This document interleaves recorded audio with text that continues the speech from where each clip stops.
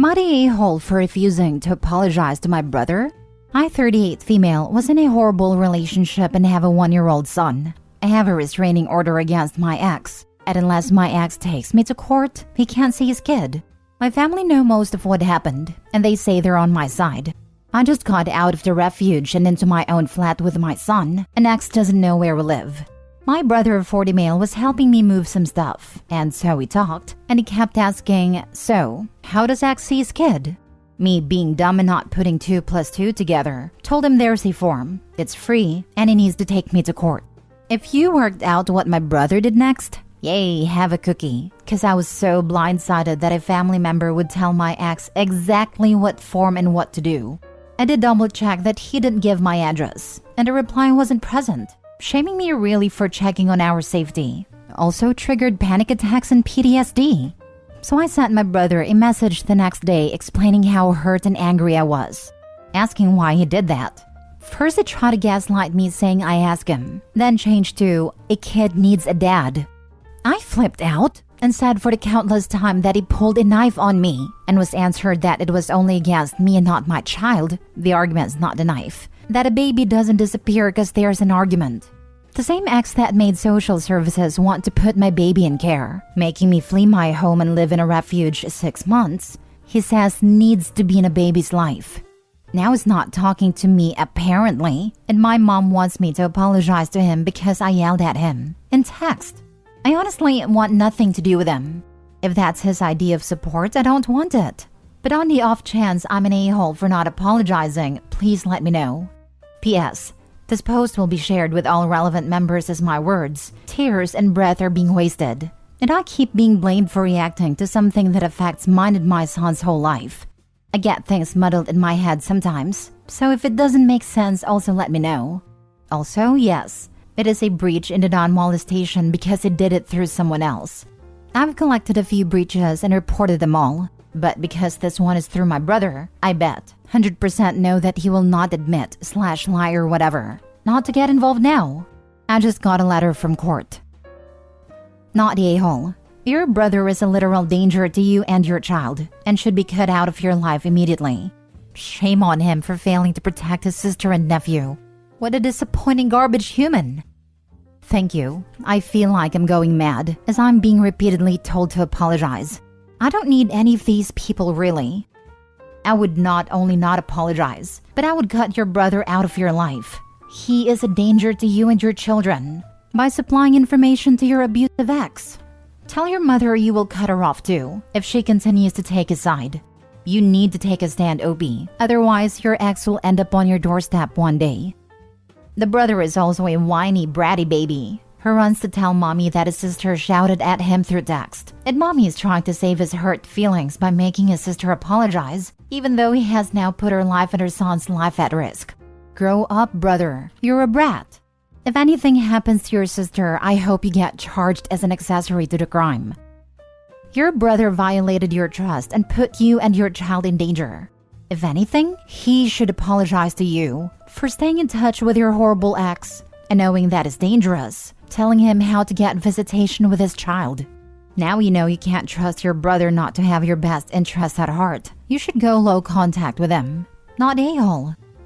The mother is also toxic and should be cut out, and any other family members that will take their side, including her dad if he's still married to the mom. They are willing to let OP croak in order for this man to have access to his kid that he is also a danger to. It's messed up. Next story. Am I the a-hole for not letting my niece keep her old bedroom?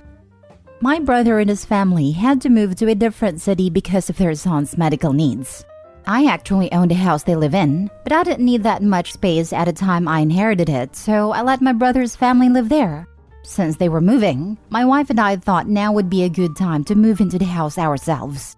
My brother's teenage daughter really did not want to move and go to a different school, so she asked instead to stay with us. We talked about it and agreed to it, so long as she didn't get into trouble and helped around the house. We also told her she would have to use the office downstairs as a bedroom instead of keeping her upstairs bedroom. There are only 3 bedrooms upstairs. My wife and I would be using the master and the other 2 bedrooms would be for our 2 kids, female 8 and male 4. She was not happy about it because the office is not as good as the upstairs bedrooms. Which truthfully is true. It is smaller and does not have an attached bathroom like the bedrooms upstairs. It also has less natural sunlight, so it can feel a little like a dungeon. It also doesn't have a regular door. It has these panel shutter-like doors which we can add a latch to, but my niece has less private and secure. The thing is, our daughter has been wanting her own bedroom for a while now. She has shared a bedroom with her younger brother her whole life, and she is sick of it. When we had brought up this move to her, we had already promised she would get her own room. Given their ages, it makes more sense for them to have the bedrooms upstairs close to us, rather than farther away downstairs in the office by themselves. My niece, brother and sister-in-law, however, think it's mean to banish their daughter to the downstairs office when she's already dealing with enough change. They think that our kids can continue to share a bedroom because they're still young enough, and that it doesn't matter. Edit: a lot of people are mistaking the office room as being in the basement. It is not. Also, it does have windows. Now for the comments. Not a-hole. Your children are still young enough to need to be on the same floor as you anyway, for safety and comfort reasons. Plus, it's her house. She can go with her parents instead. Exactly this. Not a-hole. Opie didn't have to agree to their niece staying with them, especially when they had already promised separate rooms for their own kids. The parents are being unreasonable by thinking that her daughter just has to have everything she wants in this situation. Stay in the home and same school, but not have to adjust to the family that actually lives here. This is spot on. If I was a teen that wanted to stay at my same school with my friends, I would sleep in the dang basement and be happy about it. Jeez, I dream of a world without entitlement. Not a-hole. It was kind of you to allow your niece to stay. Caring for an additional child isn't easy. Especially a teenager. Especially an entitled teenager. Not a-hole. Wow, even your brother and his wife are saying you're the a-hole? After you let them continue to live in your house even though you have 2 kids? And you are only taking the house because they need to move, and still you generously offer your niece a room? It's probably time to let them fend for themselves.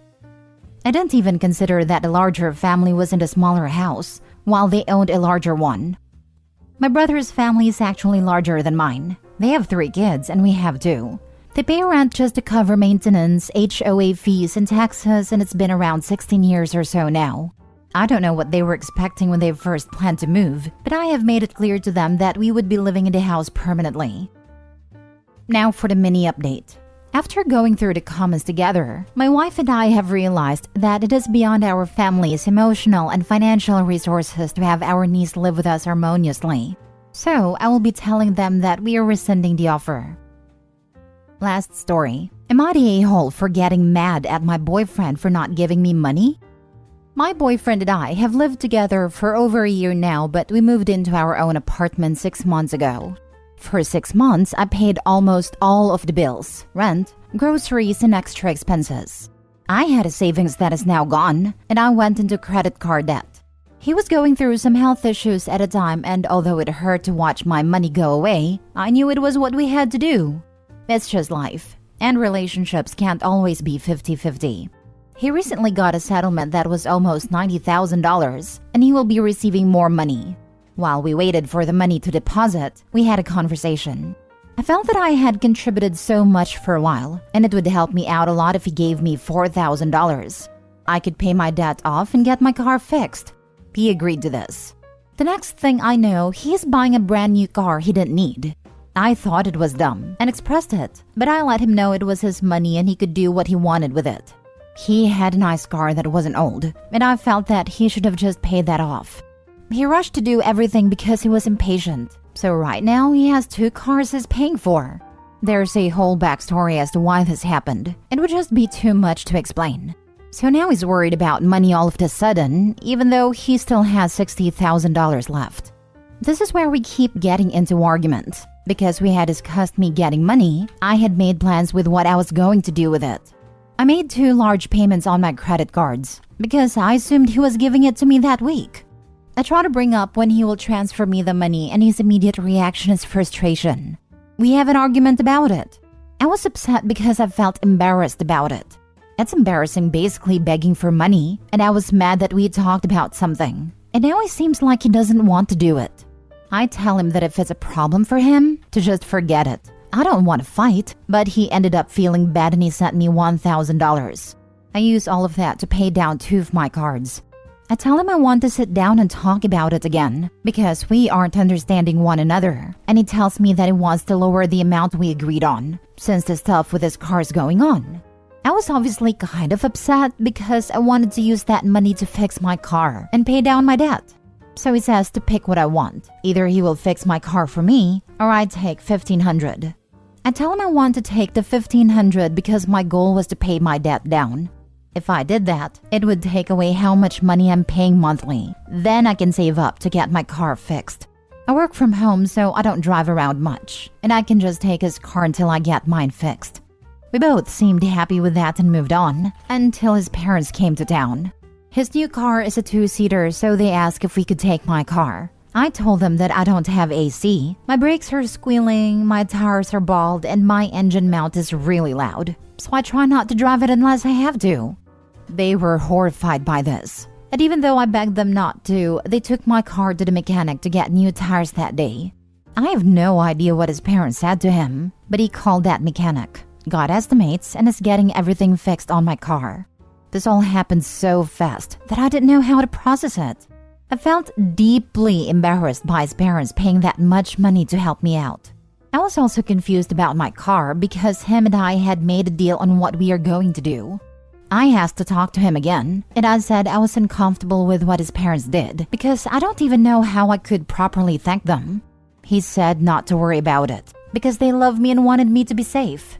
Then I asked if I would still be getting the $1,500, and he lost it.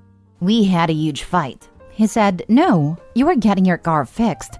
I said, "Well, that's not what we agreed on." He gets mad and says I'm being ungrateful, and it's hurting his feelings. I said, "Then you are misunderstanding what I'm saying. Of course I'm grateful to have a working vehicle again. Having no AC in the summer sucks, and I've felt unsafe in my car. What I am mad about is that we have sat down multiple times now, and you've either ignored me or seem irritated that you have to give me money." We just kept bickering those 2 points back and forth over and over again. Then he says, "I have given you so much money already. What did you do with the $1,000 I gave you?" I snapped and said paid off the credit cards and went to debt in buying us groceries, so we had food to eat. Then he says, "Well, your car was important and needed to be fixed. We couldn't just have one vehicle." I said, "You know I don't drive a lot since I work from home." I get that at this point I was probably being petty, but I said, "Fine, I don't want another dime from you, but don't expect me to do anything with you. No dinners, going out to eat, no going out with your friends to the bar, nothing, because I can't afford to keep up with your lifestyle. I will be paying this freaking debt off." He gets mad at me and says I'm throwing that in his face to be petty, because I know he would pay for me if we went out. I say I don't want it because he obviously has an issue with it, and I refuse to beg or have it thrown in my face. He then tries to say he is now paying all of the rent and I can't expect him to pay everything. I feel like that's BS, and I feel like our arrangement is fair. He pays all of the rent while I pay for Wi-Fi, electricity, and all of our groceries. That's a lot of money, especially the groceries. By the end of the argument, I was feeling guilty because I'm fighting with someone over feeling like they owe me money, and we left the argument somewhat unsolved. If we both are getting too heated, we try to acknowledge it so we can take time to talk away from it, think about it, and come together again.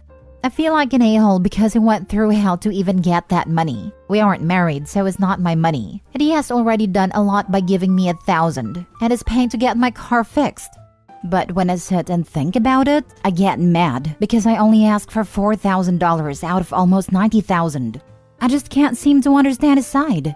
Am I the a-hole? Not the a-hole. Leave him before he sucks you dry. He's taking advantage of your pride by making you bring it up again and again and then berating you. There is so much wrong here. Not the a-hole. He was quiet when he was the receiver, taking and taking. And I'm sure he would have been upset with you if you would have said no about anything when he was the taker. And now that is his chance to reciprocate, he is showing you his true colors. The resentment you're feeling will keep building every time you're forced to be the giver and he refuses to give or be there for you when you really need it.